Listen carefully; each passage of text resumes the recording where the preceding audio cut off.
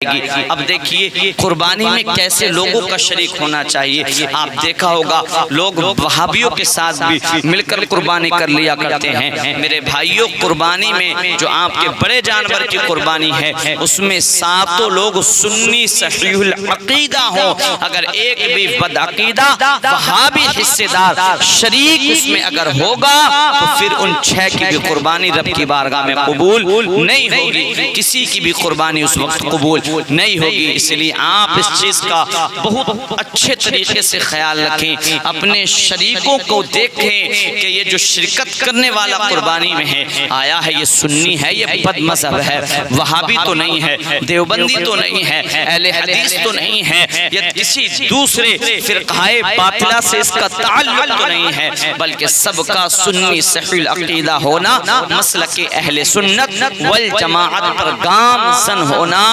ضروری ہے۔ اگر ایک بھی بدعقیدہ نکلا سب کی قربانی بیکار ہو جائے گی۔ اور ایک چیز کا بھی خاص خیال یہ رکھنا آپ کو ہوگا، جتنے بھی شرکت کرنے والے ہوں سب کی نیت تقرب اللہ ہو، رب کی رضا حاصل کرنا ہو، گوشت حاصل کرنا نہ ہو کہ ارے قربانی کے بعد اس جانور کے پائے ہم کو مل جانے چاہیے، بٹ ہم کو مل جانے چاہیے، یا کلیجی ہم کو مل جانی چاہیے، یا جانور کے فلاں حصے کا گوشت چاپ ہم کو مل جانی چاہیے۔ پانی کا جانور آپ ذبح کر دیں تو اس کو ٹھنڈا ہونے دیں، فوراً سے قصاب سے کہیں وہ اس کی کھال نہیں اتارے، جانور کو تکلیف ہوتی ہے، جب ٹھنڈا ہو جائے اس کی کھال کو اتارا جائے، اس کے پیروں کو کھروں کو پھر الگ کیا جائے، اور جب گوشت بن کر بالکل تیار ہو جائے تو تقسیم کرنے کے لیے ایک ترازو کو لایا جائے۔ ترازو کو لانے کے بعد تول کر سب لوگوں میں گوشت کو تقسیم کرنا چاہیے۔ اندازے سے قربانی کے جانور کا گوشت تقسیم کرنا یہ ناجائز ہے، منع ہے۔ اگر اندازے سے آپ گوشت تقسیم کریں گے تو یہ حق شرع ہے، حق عبد نہیں ہے، حق العباد سے یہ مسئلہ نہیں ہے، بلکہ یہ مسئلہ حق شرع سے ہے، بندے کے معاف کرنے سے بھی معاف نہیں ہوگا۔ اس لیے قربانی کے جانور کا گوشت تقسیم جو کرنا ہے ہم کو وہ وزن کر کے تول کر کے تقسیم کرنا ہے۔ اب تقسیم کرنے کے بعد جس شریک کے حصے میں جو گوشت آیا ہے اس کا کیا کرنا چاہیے، تو اس کو 3 حصوں میں تقسیم کرنا چاہیے۔ ایک حصہ اپنے اہل خانہ کے لیے رکھیں، ایک حصہ اپنے رشتہ داروں کے لیے رکھیں، مہمانوں کے لیے رکھیں، اور ایک حصے کو غربا میں تقسیم کر دینا چاہیے۔ لیکن آج دیکھتے کیا ہیں، قربانی کا موقع پر لوگ کرتے کیا ہیں، پہلے سے ہی فروزوں میں جگہ بنا کر رکھ لیا کرتے ہیں، میاں پورے کا پورا گوشت فریز میں سپلائی کر دیا کرتے ہیں، فریز میں رکھ دیا کرتے ہیں، اور اس کو 10 دن تک کھایا کرتے ہیں۔ اما بعض لوگ تو ایسے بھی ہوتے ہیں کہ محرم کا کھچڑا قربانی کے گوشت سے بنایا کرتے ہیں۔ اللہ اکبر کبیرہ۔ میرے بھائی ایسا ہرگز نہیں کرنا چاہیے، 3 حصوں میں تقسیم کرنا چاہیے، ایک حصہ غریبوں تک، ان بیچاروں تک بھی پہنچانا چاہیے۔ کتنے لوگ ہمارے سماج میں، ہمارے معاشرے میں ایسے ہوا کرتے ہیں، اللہ اکبر کبیرہ، جن کو پورے سال گوشت میسر نہیں ہوتا ہے، اپنی غربت کی وجہ سے، اپنی مفلسی کی وجہ سے وہ بیچارے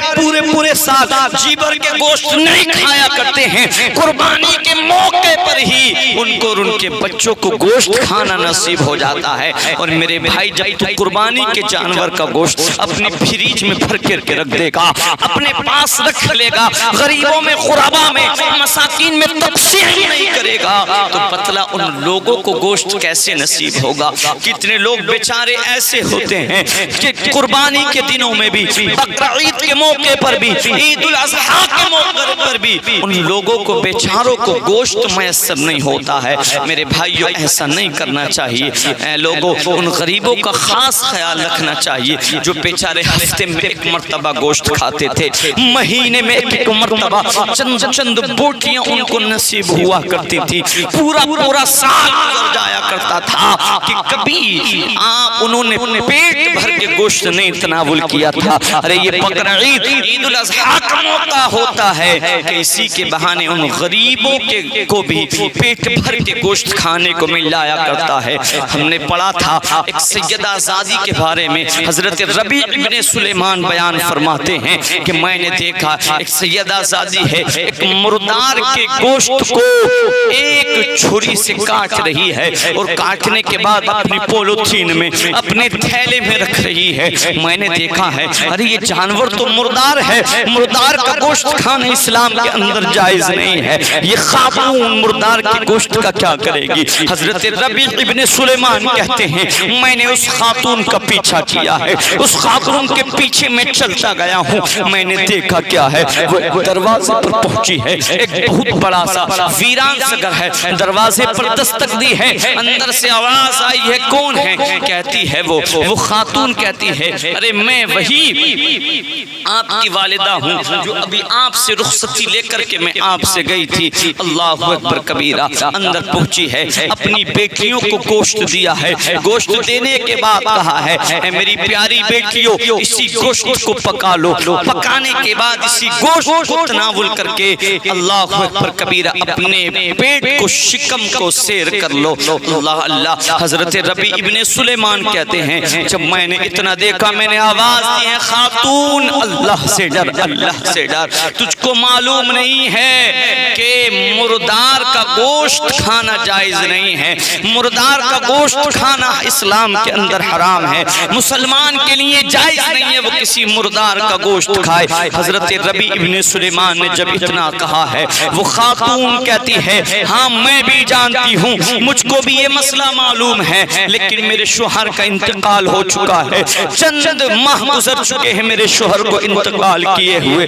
میراث میں کچھ پیسہ چھوڑا تھا وہ پیسہ بھی خرچ ہو چکا ہے، میرا شوہر بہت نیک تھا، وہ چاہتا تھا کہ اپنے جیسے ہی اپنی بیٹیوں کے لیے نیک لوگوں کا رشتہ تلاش کرے، تلاش کرنے کے بعد ان کا نکاح کر دے، ان کی رخصتی اپنے گھر کی دہلیز سے کر دے، لیکن وہ بیچارہ اس ارمان کو، اس خواب کو پورا نہیں کر سکا، اس کا پہلے ہی انتقال ہو چکا ہے، اور جو پیسہ بطور میراث اس نے چھوڑا تھا وہ ختم ہو چکا ہے۔ 4 دن ہو چکے ہیں میری بچیاں بھوک سے تڑپ رہی ہیں، میری بچیاں بھوک سے پریشان ہیں، اس لیے مجھ سے اپنی بچیوں کا بھوک سے رہنا نہیں گوارا کیا گیا، مجھ سے برداشت نہیں ہوا۔ اللہ اکبر کبیرہ۔ اس لیے آپ تو جانتے ہیں کہ جب ایسی حالت پہنچ جائے بندہ حالت اضطراری میں آ جائے تو اس وقت مردار کا گوشت کھانا بھی جائز ہو جاتا ہے۔ قربانی کے موقع پر قربانی کے گوشت کو غریبوں میں نہیں پہنچانے والوں، مساکین میں تقسیم نہیں کرنے والوں، اپنے گھر پر قربانی کا گوشت رکھ کے فریز میں بھر کے 10-10 دن 20-20 دن کھانے والوں، ان غریبوں کے بارے میں بھی خیال کر لیا کرو، ان غریبوں کے بارے میں سوچ لیا کرو جن بیچاروں کو ایک ماہ تک گوشت دیکھنا تک میسر نہیں ہوتا ہے، کھانا تو دور کی بات ہے، ایک ہفتہ ان کو گوشت دیکھے ہوئے گزر جایا کرتا ہے۔ حضرت ربیع ابن سلیمان کہتے ہیں میں حج کے ارادے سے کوفے آیا ہوا تھا، میں نے حج کو جانا کینسل کیا ہے، منتقل اپنے ارادے کو کیا ہے، ملتوی کیا ہے، تبدیل کیا ہے، اپنے ساتھیوں سے کہا ہے میرے ساتھیوں جاؤ آپ حج کے لیے چلے جاؤ، میرا سلام بھی مصطفیٰ کی بارگاہ میں عرض کر دینا۔ اور کہتے ہیں حضرت ربیع ابن سلیمان 600 درہم میرے پاس تھے، ان 100 درہم کا میں نے آٹا خریدا ہے، خریدنے کے بعد 500 درہم اس آٹے میں رکھے ہیں، رکھنے کے بعد اس غریب خاتون کو دے دیے ہیں، اس سیدہ زادی کو دے دیے ہیں، دینے کے بعد کہا ہے اے سیدہ زادی میرے لیے دعا کر دینا، اللہ میری پریشانیوں کو آسان فرمائے، میری مشکلات کو آسان فرمائے۔ اتنا کہنے کے بعد حضرت ربیع ابن سلیمان کہتے ہیں میں اسی کوفے میں ٹھہر گیا ہوں کہ جیسے میرے ساتھی کو قافلہ آئے گا ان کا استقبال کرنے کے لیے جاؤں گا۔ اب قافلہ حج سے واپس آیا ہے، ربیع ابن سلیمان بھی ان کا استقبال کرنے کے لیے پہنچے ہیں۔ اللہ اکبر کبیرہ۔ حضرت ربیع ابن سلیمان نے بھی استقبال کیا ہے اور دعا کی ہے اللہ تمہارے حج کو قبول فرمائے۔ لوگوں نے بڑی عجیب سی نگاہ سے حضرت ربیع ابن سلیمان کو دیکھا ہے اور وہ کہتے ہیں آپ یہ کیسی باتیں کر رہے ہیں، اللہ ہمارے حج کو تو قبول فرمائے۔ ٹھیک ہے، اچھی بات ہے، ارے اللہ آپ کے بھی تو حج کو قبول فرمائے۔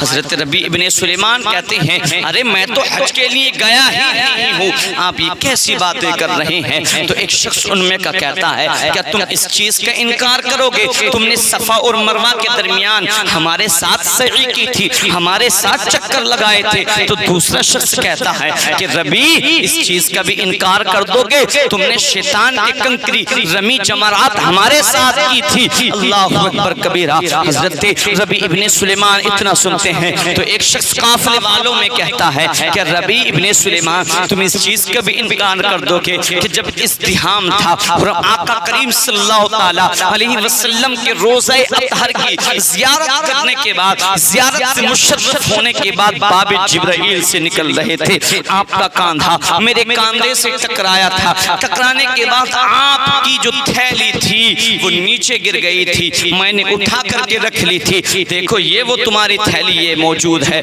اللہ اکبر کبیرہ۔ ربیع ابن سلیمان نے اس تھیلی کو لیا ہے، پریشان ہے، کہتے میں نے تو کبھی اس تھیلی کو دیکھا ہی نہیں تھا، گھر جا کے آرام کرنے گئے ہیں، سوئے ہیں، تقدیر چھاگی ہے، خود تو سوئے تھے، نصیبہ جاگا تھا، آقا کریم تشریف لائے ہیں، تشریف لانے کے بعد مصطفیٰ فرماتے ہیں اے ربیع ابن سلیمان تم جب حج کے جانے کا ارادہ رکھتے تھے، تم نے ہماری بیٹی کو، ہماری لخت جگر کو حج پر نہ جا کر اپنے تمام جو 600 درہم آپ کے پاس تھے، ہماری 600 درہم ہماری بیٹی کو تم نے عطا کر دیے تھے۔ ہم کو تمہاری یہ ادا اتنی پسند آئی ہے، ہمارے رب کو تمہاری یہ ادا اتنی پسند آئی ہے کہ اللہ تعالیٰ نے ایک فرشتہ مقرر فرما دیا تھا جو تمہاری جانب سے حج کر رہا تھا۔ سبحان اللہ۔ اور سنو ربیع ابن سلیمان تم نے جو ہماری شہزادی کو 600 درہم دیے تھے، جو چاندی کے سکے دیے تھے، اس کے عوض میں اس تھیلی کو کھول کر کے دیکھو ہم نے تم کو سونے کے سکے عطا فرمائے ہیں۔ من عاملنا ربحا، جو ہمارے ساتھ معاملہ کرتا ہے پھر وہ خسارے میں نہیں رہتا ہے، وہ نفع ہی اٹھایا کرتا ہے۔ اللہ اکبر کبیرہ۔ ربیع ابن سلیمان نیند سے بیدار ہوئے ہیں، ملاحظہ کیا ہے تھیلی کو کھولنے کے بعد تو اس میں 600 دیناروں کو پایا ہے۔ سبحان اللہ۔ اس لیے لوگوں، وہ لوگ جو بقر عید کے موقع پر بھی گوشت کو غریبوں میں تقسیم نہیں کیا کرتے ہیں، اپنی فریز میں بھر لیا کرتے ہیں، وہ دیکھیں اور اس واقعے سے سبق حاصل کرنے کی کوشش کریں۔ کتنے بیچارے لوگ ایسے ہوتے ہیں جن کے بچے ایسے ہوتے ہیں، بقر عید کے آنے کا دن کا انتظار کرتے ہیں کہ بقر عید کا دن آئے گا، کوئی نہ کوئی ہماری بستی والا، ہمارے محلے والا، ہمارا رشتہ دار، ہمارا عزیز، ہمارا چاہنے والا ہمارے گھر بھی گوشت کو پہنچائے گا۔ ایک مدت ہو چکی ہے پیٹ بھر کے گوشت سے کھانا کھائے ہوئے، آج بقر عید کے موقع پر اس کے صدقے سے ہم بھی گوشت سے پیٹ بھر کے کھانا تناول کر لیں گے۔ اللہ اکبر کبیرہ۔ اس لیے بھائیو اس چیز کا بھی آپ کو خاص خیال رکھنا ہے۔ اور ایک اہم بات میں آپ کو بتلانا چاہتا ہوں، 3 شخص ایسے بھی ہیں جن کی اللہ تعالیٰ قربانی کو قبول نہیں کیا کرتا ہے۔ ایسے بھی وہ لوگ ہیں چاہے وہ کتنی قربانیاں کیوں نہ کر لیں، ان میں ایک شخص ماں باپ کا نافرمان ہے، جو ماں باپ کا دل دکھانے والا ہوگا، ماں باپ کو پریشان کرنے والا ہوگا، اللہ تعالیٰ ایسے کی قربانی کو اس کے منہ پر مار دے گا۔ دوسرا شخص احسان جتلانے والا ہے، جو احسان کر کے احسان جتلاتا ہے، اللہ تعالیٰ اس کی بھی قربانی کو قبول نہیں کرتا ہے۔ اور تیسرا شخص شراب کا عادی ہے، شراب کا پینے والا ہے، کیونکہ یہ شراب اتنی بری چیز ہے، آقا کریم فرماتے ام الخبائث ہے یہ شراب، تمام برائیوں برائیوں کی جڑ ہے یہ شراب، تمام گناہوں کی ماں ہے یہ شراب۔ اس لیے جو شخص شراب کا عادی ہے، شراب پینے والا ہے، اللہ رب العزت اس کی بھی قربانی کو، ارے وہ ایک قربانی نہیں، اگر 1000 قربانی بھی کرے گا، اگر اس سے اس کے ماں باپ ناراض ہیں تو اللہ تعالیٰ اس کی تمام قربانیوں کے اس کے منہ پر مار دے گا۔ اگر کوئی شخص احسان کر کے احسان جتاتا ہے، اگر وہ 1000 قربانی بھی کرے گا، اللہ تعالیٰ اس کی قربانیوں کو اس کے چہرے پر مار دے گا۔ اگر کوئی شخص شراب کا عادی ہے، کتنی قربانی کیوں نہ وہ کرے، اگر وہ شراب کا عادی ہے، اللہ تعالیٰ اس کی قربانیوں کو بھی اس کے چہرے پر مار دے گا۔ اس لیے ان چیزوں سے بچنا چاہیے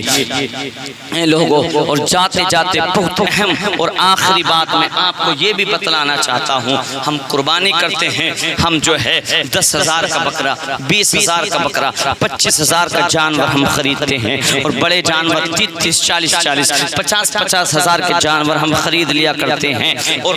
قصاب کی جو اجرت ہوتی ہے وہ اجرت بھی ہم اس کو مکمل ادا کر دیا کرتے ہیں۔ لیکن افسوس ہوتا ہے جو امام صاحب ہماری قربانی کرتے ہیں، جو امام صاحب ہمارے لیے دعا کرتے ہیں اور ہماری قربانی کی دعا بھی پڑھتے ہیں، ہمارے جانور کو حلال بھی کرتے ہیں، ذبح بھی کرتے ہیں، افسوس کہ ہم ان کو 100 سے 200 روپے دیتے ہوئے ہمارے چہرہ جو ہے